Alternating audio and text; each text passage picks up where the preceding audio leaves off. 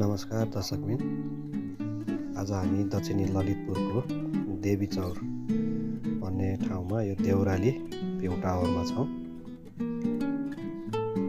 यो ठाउँमा आइपुग्नलाई चाहिँ करिब 7 बाटोबाट 18 किलोमिटर जति डिस्टेन्समा अवस्थित रहेको छ र हामी चाहिँ यो ललितपुरको चापागाउँ अनि टाखेल टिका भैरव हुँदै बुरुन्चुली भन्ने ठाउँबाट माथि चढेर चाहिँ यो भ्यू टावर भएको ठाउँसम्म आइपुगेका छौँ। करिब समुद्री सतहबाट 2100 मिटर उचाइमा अवस्थित एकदमै मनोरम हामी यहाँ देख्न सक्छौँ। एकदमै मनोरम, एकदमै शान्त चिसो भ्यालीबाट नजिकै एकदमै रमाइलो ठाउँमा आइपुगेका छौँ।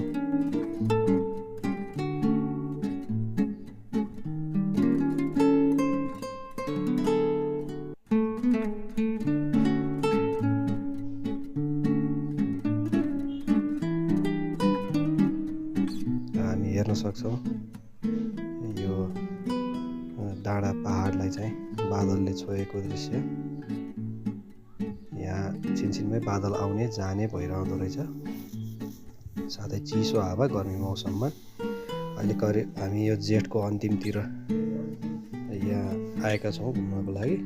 यो जेठको अन्तिमतिरको अवस्था चाहिँ यस्तो देखिन्छ र यहाँबाट चाहिँ हामी यहाँ तिनपाने भन्ज्याङ रडार स्टेसन हुँदै तिनपाने भन्ज्याङ जाने भनेर निस्केका छौँ र त्यो तिनपानेतिर जाने बाटो देखिरहेका छौँ हामी।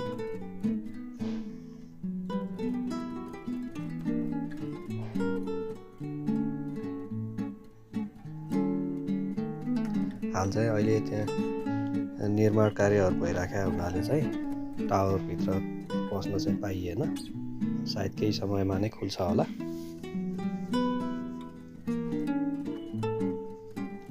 एकदमै हेर्न सक्छौँ हरियाली भ्यू मजाले देखिने। यतापट्टि लेले उपत्यका देख्दैछौँ।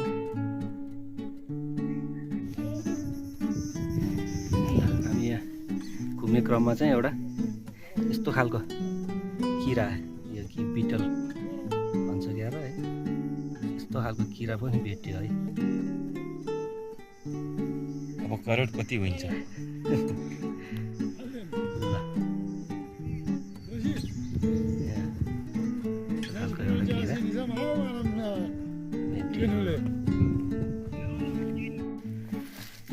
र यो बाटोमा हेर्दाखेरि काफलको बोटहरू पनि भेटियो र अहिलेसम्म पनि काफल चाहिँ बाँकी नै रहेछ होला।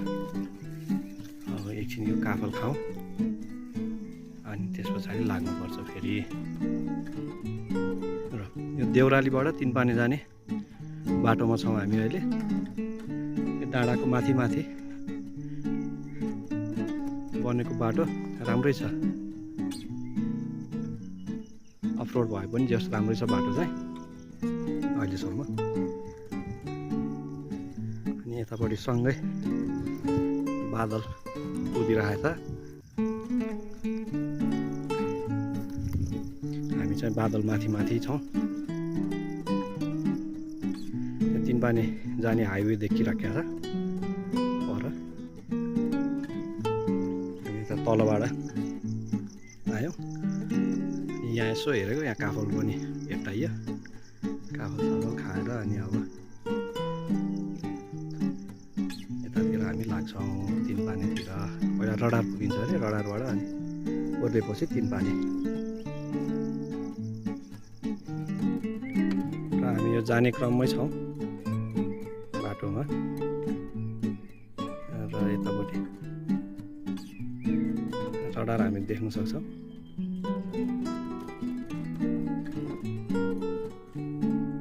एक ठाउँमा चाहिँ दुईवटा बाटो आउने रहेछ। हामी चाहिँ उताबाट देउरालीतिरबाट आउँदाखेरि लेफ्ट देब्रेतिर लाग्नु पर्यो। देब्रेतिर लागे पछाडि अनि नजिकै आइन्छ। यहाँबाट चाहिँ ठ्याक्क रडार पनि देखिन्छ। अनि अब त्यो रडारतिरैबाट हामी जान्छौँ। अहिले चाहिँ ठ्याक्कै यो बादलले चाहिँ रडारलाई छोपिसक्यो। तलबाट सबै बादल उडेर माथि माथि आइरहेछ हामी भएतिर।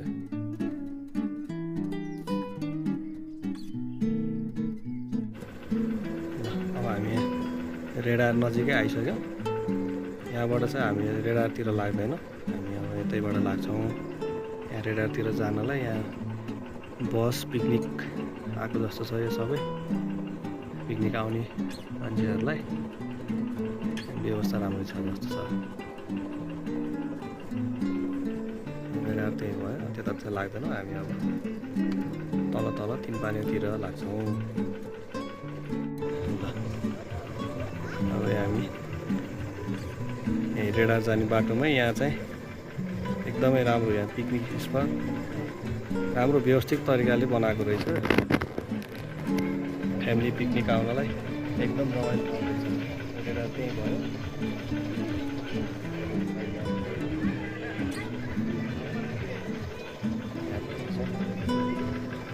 पिकनिक स्पट राम्रोसँग व्यवस्थित तरिकाले बनाएको रहेछ। ल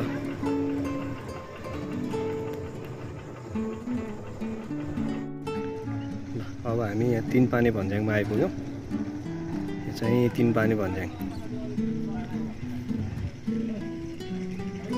यहाँबाट सिधा उता चाहिँ यो दक्षिणी ललितपुरको अन्य ठाउँहरू, यो प्युटार अनि उता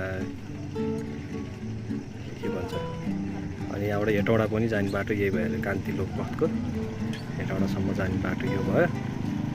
अनि हामी यता माथि रेडार चाहिँ यताबाट जाने रहेछ। बाटो राम्रै रहेछ। रेडारसम्म, रेडारबाट तल आउने बाटो, रेडारसम्मको बाटो चाहिँ राम्रो रहेछ। पिकनिक स्पटहरू पनि बनाएको यताबाट पुग्यो।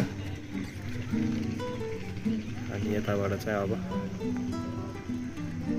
ललितपुर उपत्यका भित्रिने ठाउँ यताबाट चाहिँ बाटोबाट। र अहिले चाहिँ यहाँ यो ठाउँमा त एकदमै पसलहरू, खाजासाजा खानलाई चाहिँ धेरै राम्रो भइसकेको रहेछ। ल यो चाहिँ तिनपाने भन्ज्याङ। यहाँबाट चाहिँ आजको हाम्रो यात्रा पनि यहीँबाट टुङ्गिन्छ। भिडियो हेर्नुभएकोमा धेरै धेरै धन्यवाद।